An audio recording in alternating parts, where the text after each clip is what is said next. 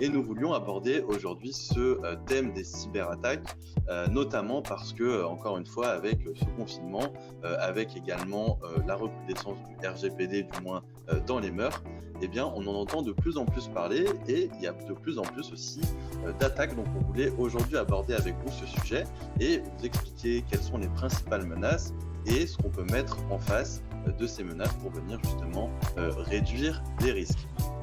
Je vais laisser Alexandre introduire ses propos avec justement quelques données chiffrées.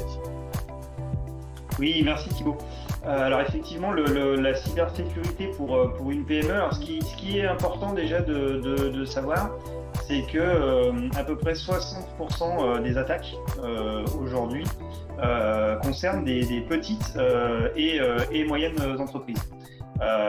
C'est important parce que souvent on pense que parce qu'on est petit, pas connu et pas très visible, on n'est pas sujet aux attaques et au vol de données. En réalité, c'est plutôt le contraire aujourd'hui, c'est-à-dire que les attaques sont plutôt massives, assez automatisées, et vont viser principalement des petits acteurs, comme on le voit, 60%, des petits acteurs parce que probablement moins bien protégés, moins bien entourés, donc plus vulnérables. Ce qui est important aussi de comprendre par rapport à cette menace, c'est que c'est une menace réelle et sérieuse, puisque aujourd'hui, le chiffre suivant dont je voulais vous parler, c'est que 93% des PME qui ont perdu leurs données pendant plus de 10 jours ont déclaré faillite dans l'année de la catastrophe. Ce qu'il faut comprendre avec ce chiffre, c'est que au-delà du fait de savoir si vous allez être attaqué ou pas, vous allez probablement être attaqué, ça c'est sûr. Par contre, c'est la rapidité avec laquelle vous allez pouvoir répondre à cette attaque qui va déterminer finalement son impact.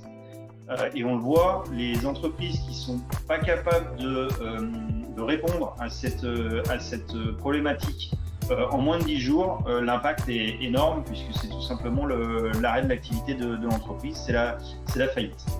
Alors ça n'arrive pas qu'aux autres, c'est ce que je disais un petit peu en introduction. Ce qu'on voit dans la presse, c'est beaucoup des entreprises très visibles.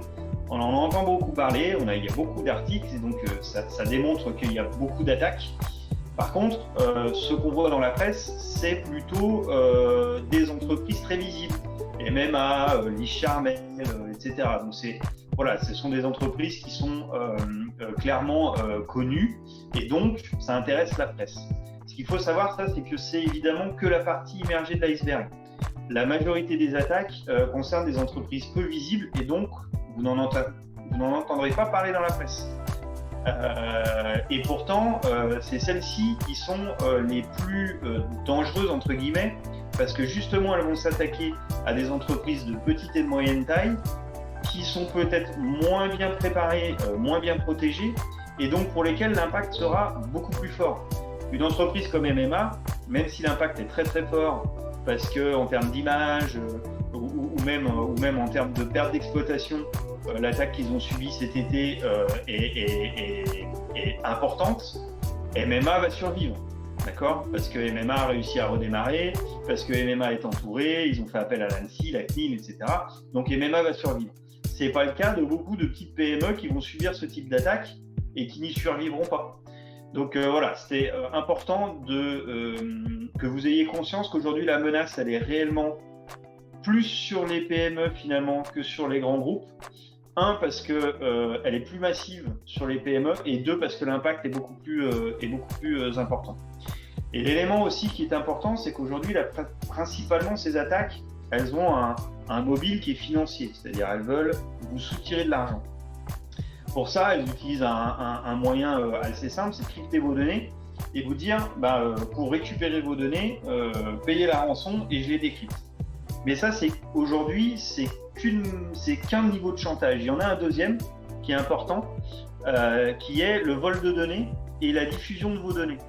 Et ça, pourquoi aujourd'hui c'est un vrai levier de chantage, c'est qu'aujourd'hui, si vous avez des données personnelles, et vous en avez forcément, c'est ce qu'on se dit souvent, c'est qu'on pense qu'on n'en a pas, mais bien sûr que vous avez des données personnelles sur vos systèmes d'information.